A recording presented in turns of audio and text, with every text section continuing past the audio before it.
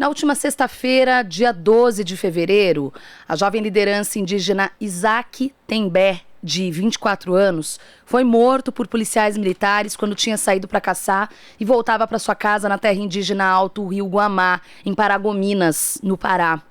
Para conversar sobre tudo isso, vamos falar a partir de agora com Antônio Eduardo de Oliveira, secretário executivo do CIMI, o Conselho Indigenista Missionário, a quem eu dou meu bom dia. Como vai, Antônio?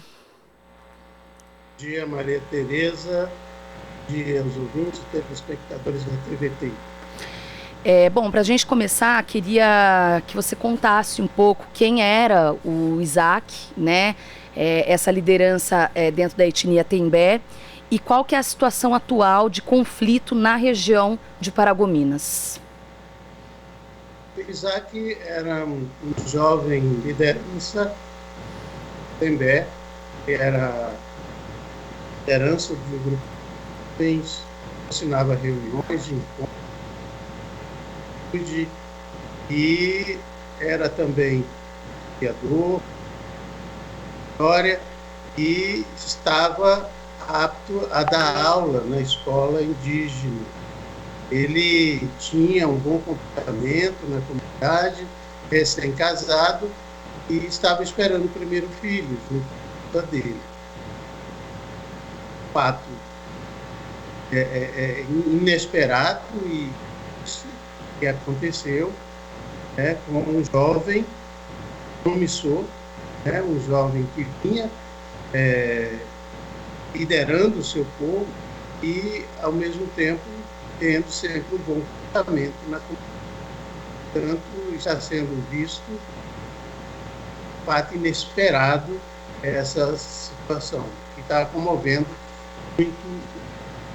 E isso, é claro, que tem sequência, que o povo agora passa, de fato, a exigir a apuração do fato e, ao mesmo tempo, a retirada de invasores do território da terra indígena Alto Rio Guamá. Esse fato, ele vai fazer com que ele seja acirrado se as autoridades não tomarem providências. Há informação de que se dirige hoje para a área uma comissão de deputados da Assembleia Legislativa do Estado do Pará para tentar certificar dos acontecimentos e tentar ver uma solução para este fato.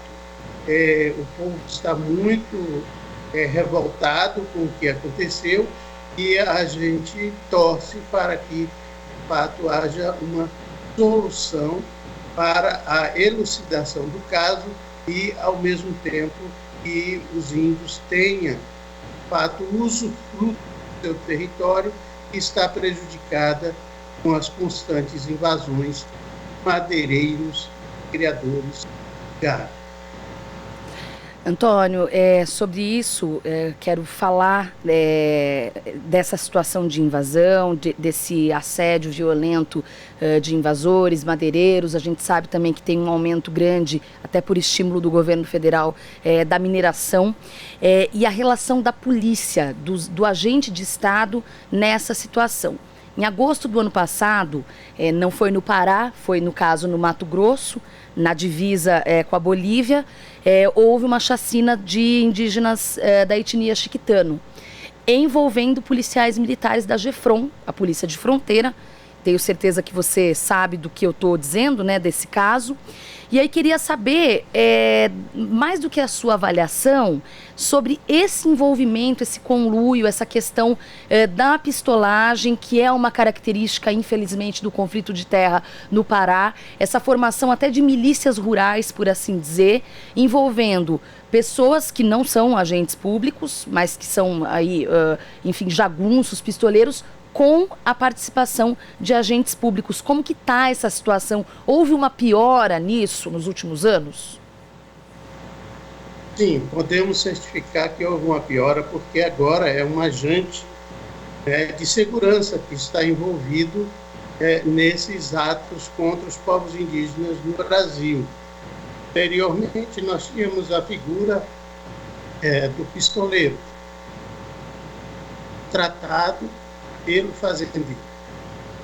Agora nós temos essa participação de agentes da Polícia Militar, que age em favor também dos fazendeiros.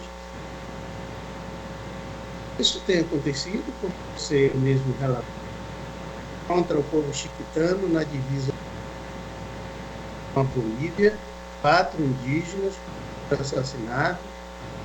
Esse fato já foi denunciado à Comissão Interamericana de Direitos Humanos. Tem acontecido no Maranhão e agora é claro que isso é também decorrência de uma ideologia praticada por esse grupo. Ele prega justamente essa dinâmica. Pobre não merece ser pago. Atira primeiro, pergunta. E com esses novos decretos, né, assinados para aumentar a posse de armas, que é para colecionadores, caçadores, com certeza vai potencializar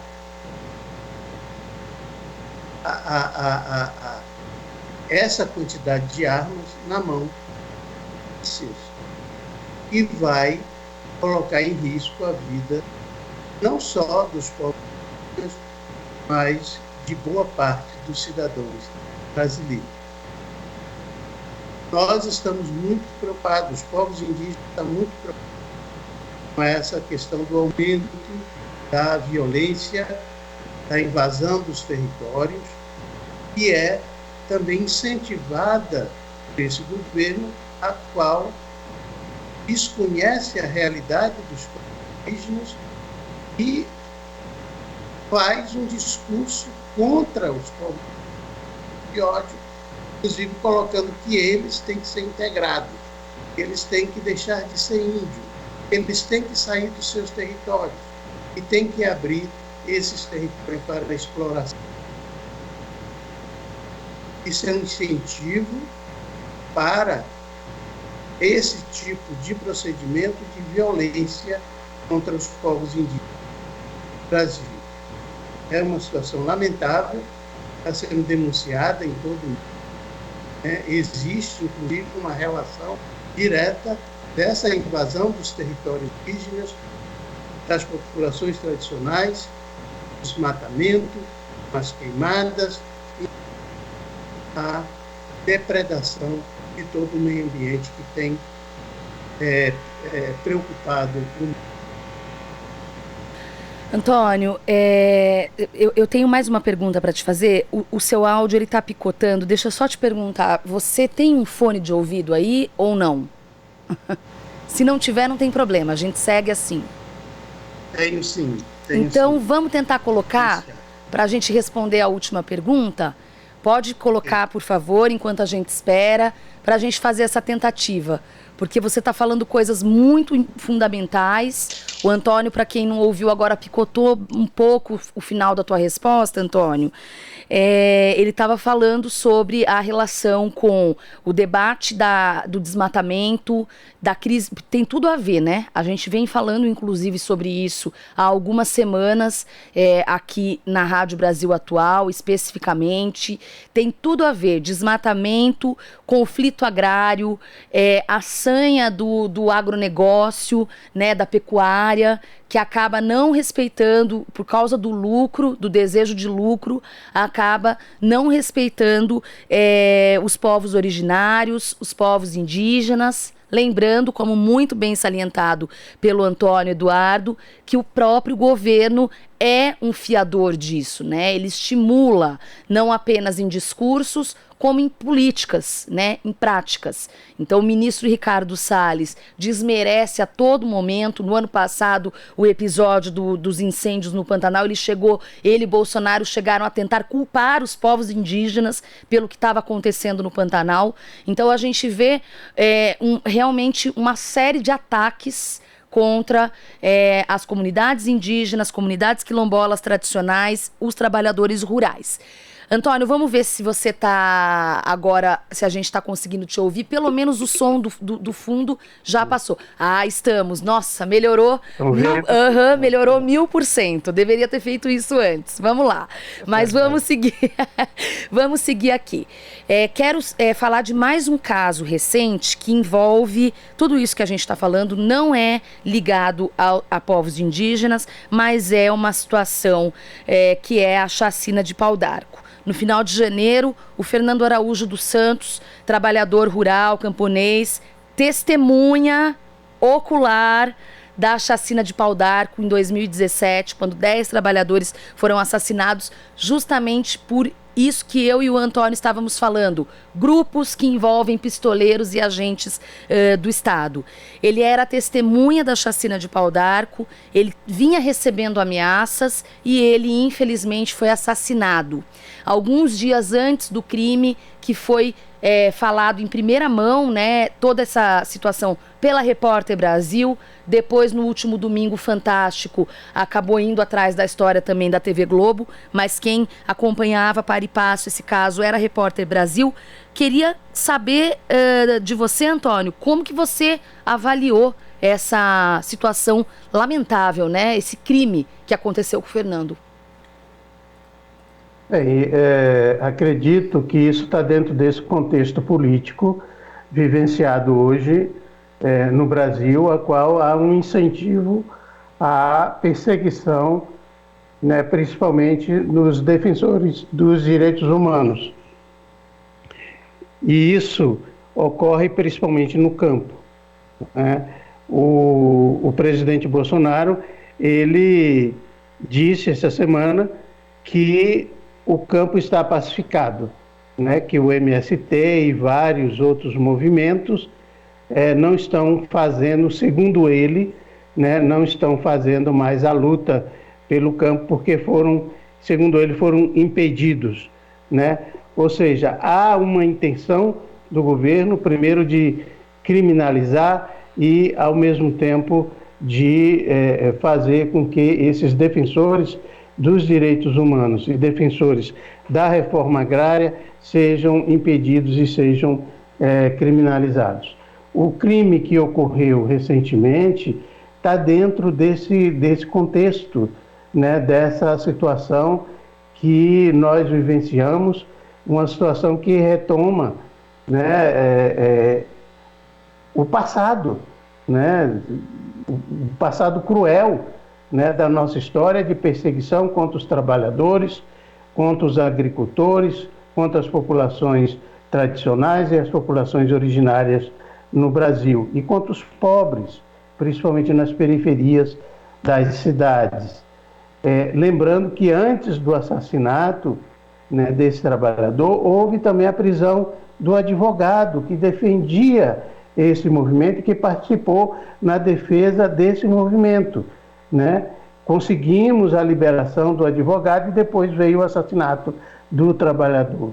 Então, há uma insegurança, né? E há uma necessidade de que nós tomemos as devidas precauções, porque, infelizmente, a situação é extremamente violenta e agora com esse incentivo declarado do governo federal a essa violência. Paralisou a reforma agrária, paralisou as demarcações dos territórios indígenas, dos territórios quilombolas e liberou esses territórios para a invasão e liberou a violência, principalmente praticada por agentes de Estado contra esses trabalhadores.